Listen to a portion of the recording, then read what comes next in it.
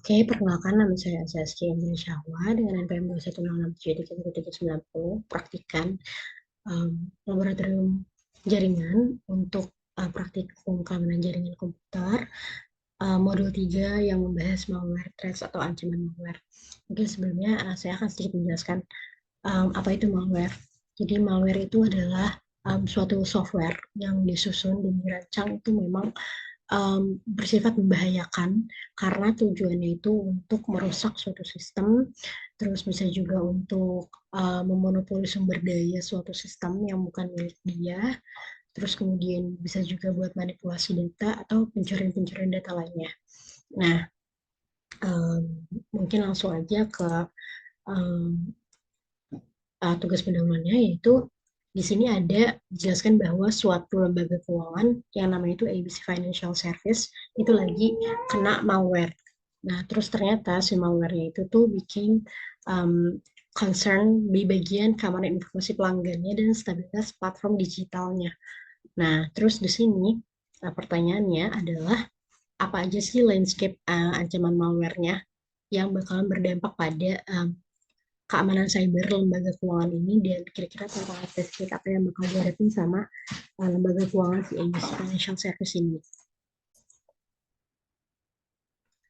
Nah, untuk landscape-nya sendiri atau kayak um, mungkin lebih ke dugaan-dugaan yang bakal terjadi gitu kali ya. Jadi karena teknologinya semakin maju, udah pasti ada plus dan minusnya kan. Plusnya adalah ya teknologi maju artinya adalah memenuhi kebutuhan manusia itu sendiri. Pekerjaan manusia bakal semakin mudah. Tapi di satu sisi, kemajuan teknologi itu juga ada dark side-nya gitu. Dimana di sisi gelapnya, serangan-serangan malware ini tuh juga bakal ikut lebih canggih lagi gitu. Artinya, malware-malware yang mungkin masuk ke sistemnya si ABC Financial Service ini tuh bisa jadi adalah malware yang disusun supaya dia itu susah kedetek atau kayak um, iya susah kedetek oleh sistem antivirusnya mungkin atau kayak sistem pencegahannya, preventif sistemnya tuh bakal susah untuk dideteksi karena malware ini canggih gitu. Nah terus kemudian um, target dari malware-nya itu bakal lembaga-lembaga yang ibaratnya beneficial, yang bisa memberikan mereka keuntungan baik dari segi finansial mereka dan segi resource mungkin ya, sistem resource. Nah, kemudian bisa juga dampak dari si malware itu bakalan besar gitu, kayak yang tadi udah disebutkan bisa menyebabkan kerugian finansial yang sangat signifikan, apalagi targetnya adalah lembaga keuangan gitu yang punya um, ibaratnya punya data pelanggan dan punya identitas pelanggan gitu ya, yang ujung-ujungnya bakal merusak reputasi si organisasi ini, lembaga keuangan ini. Kemudian juga pastinya akan mengganggu operasional atau berjalannya si lembaga keuangan ini. Kalau misalnya ada malware yang masuk ke suatu sistem, apalagi dia sistem lembaga yang ibaratnya organisasi legal gitu ya, itu nggak mungkin um, operasional itu bakal berlanjut seperti biasa. Pasti it's either dia di stop atau um, ditunda mungkin operasionalnya, atau operasionalnya jadi keganggu karena ada beberapa yang harus um, apa sih sistemnya tuh dimatikan gitu, di cut off supaya malware itu nggak menyebar. Nah kalau misalnya kayak gitu kan berarti bakal ada sumber daya yang kepotong gitu, ke cut lah, maksudnya kayak biasanya misalnya ada 10 komputer yang berjalan, jadinya gara-gara ada malware dia harus nge-cut itu supaya nggak, misalnya jadi 5 komputer supaya nggak nyebar ke komputer lainnya gitu. Itu kan pasti sangat mengganggu si operasional lembaganya. Dan terus kira-kira tantangan spesifik apa yang bakal dihadapi sama si IBC Financial Service ini? Um, Kedepannya si lembaga keuangan tuh pasti bakalan nyari cara supaya data pelanggan itu tetap aman.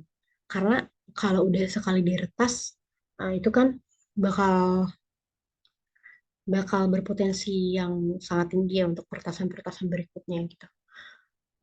Terus ya tantangannya ya dia harus menjaga data pelanggannya supaya gimana caranya ke depannya nggak nggak bisa diretas lagi.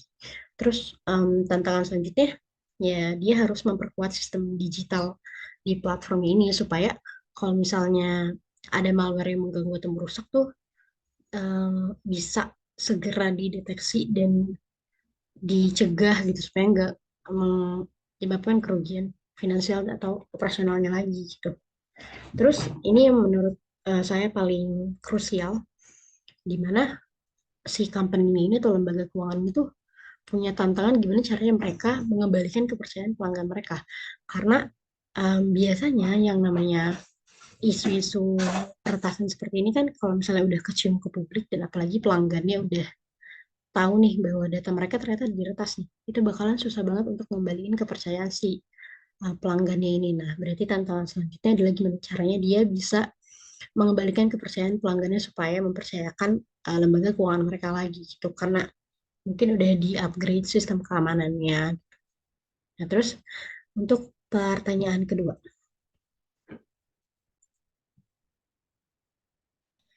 Pertanyaan kedua, apa potensi konsekuensi dari serangan malware yang berhasil di ABC Financial Service baik dalam hal kerugian finansial maupun kerusakan reputasi? Um, Berarti konsekuensinya tadi yang udah sempat disebutkan bahwa bakalan signifikan banget dan bakalan banyak aspeknya. Yang pertama pasti dia bakal rugi financial.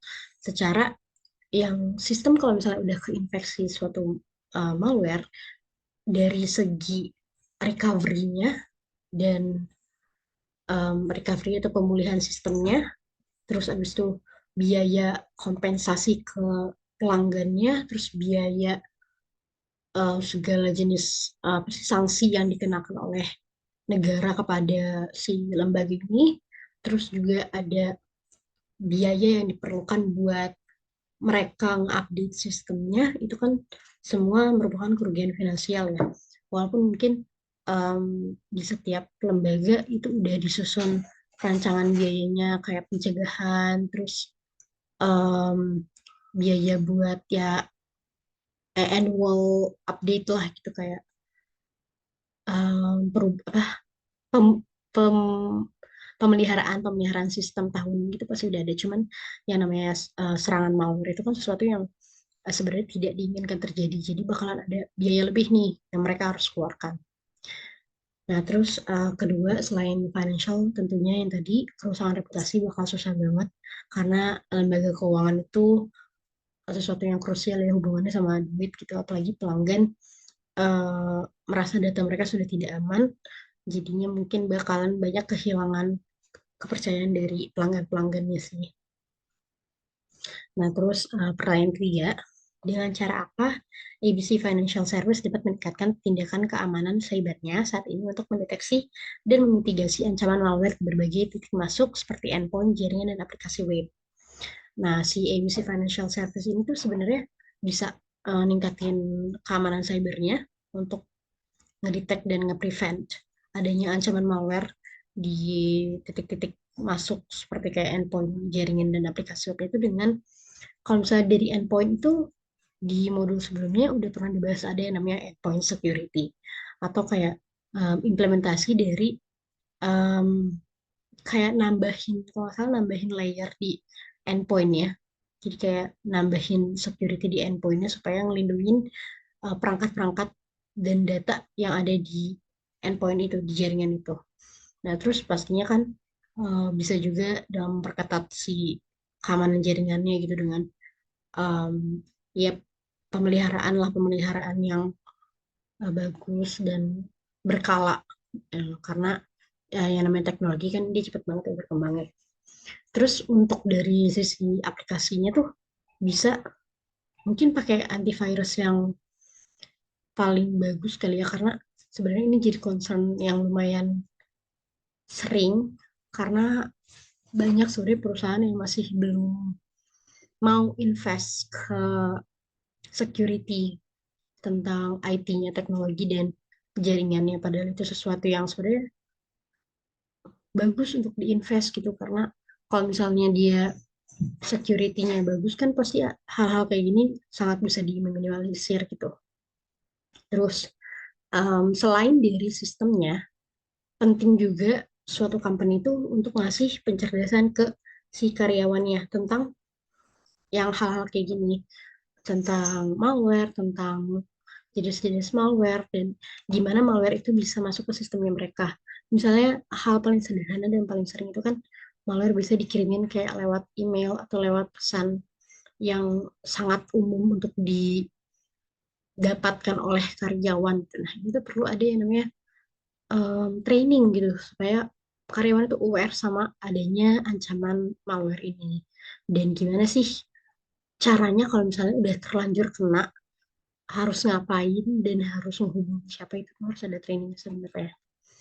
Nah, terus untuk kayak annual pemeliharaan annual atau pemeliharaan tahunan itu sebaiknya sih biar bisa ngedeteksi dan nge-prevent malware dengan baik tuh ya harus nge-consider kayak faktor-faktor kompleksitasnya sih.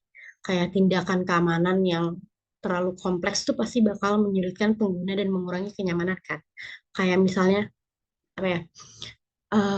Kalau keamanan semakin ketat tuh kadang-kadang jadi kurang kayak agak ribet untuk dari point of view si pengguna itu bakal agak ribet tapi ya memang itu mungkin harus dipertimbangkan kompleksitas itu mau sedalam apa gitu. Terus si security-nya itu efektif apa enggak kira-kira. Jangan cuma banyak doang tapi ternyata nggak efektif gitu. Nah terus em, penting juga buat kita tahu kebutuhan pelanggan tuh sampai mana sih untuk si security system ini. Oke, terus nomor berikutnya mungkin lanjut aja. Hmm, peran apa yang dimainkan oleh pelatihan dan kesadaran karyawan dalam mencegah serangan malware dan bagaimana ABC Financial Service dapat memastikan bahwa stafnya waspada dan mengetahui tentang ancaman malware terbaru dalam best practice-nya. Oh, oke.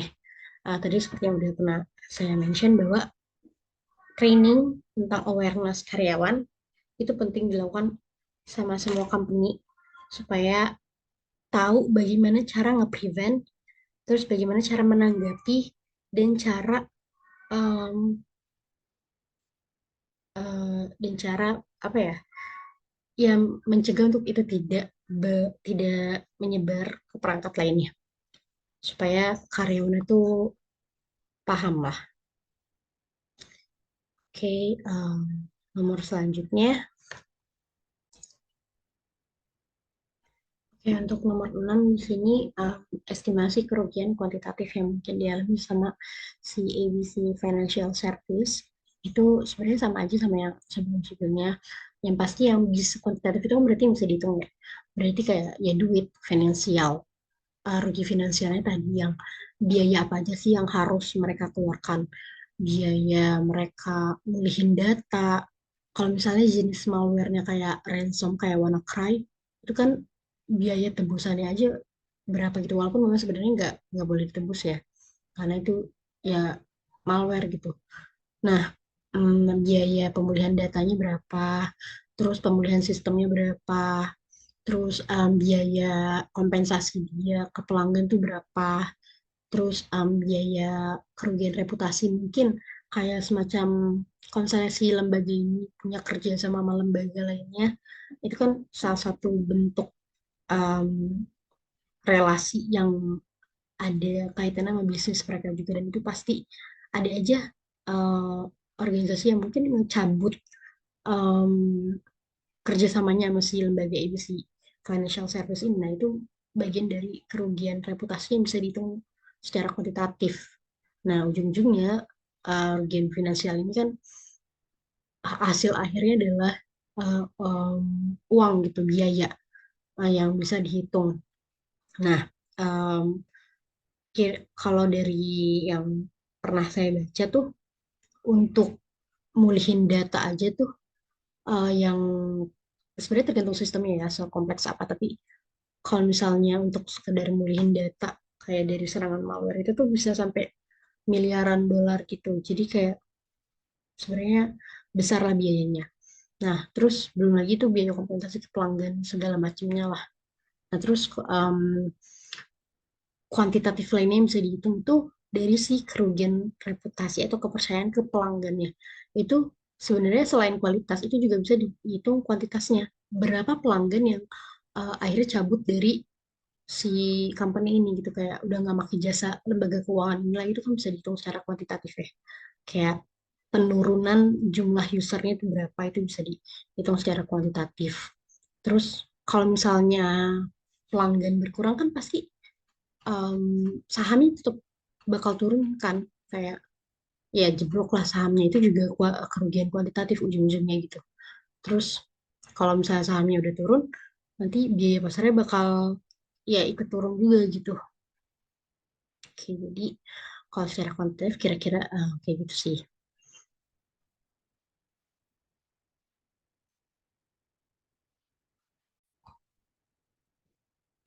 Jadi intinya sebenarnya kalau misalnya kita menghitung tentang kerugian kuantitatif yang mungkin dialami sama si industri financial service itu, banyak faktor yang harus dipertimbangkan.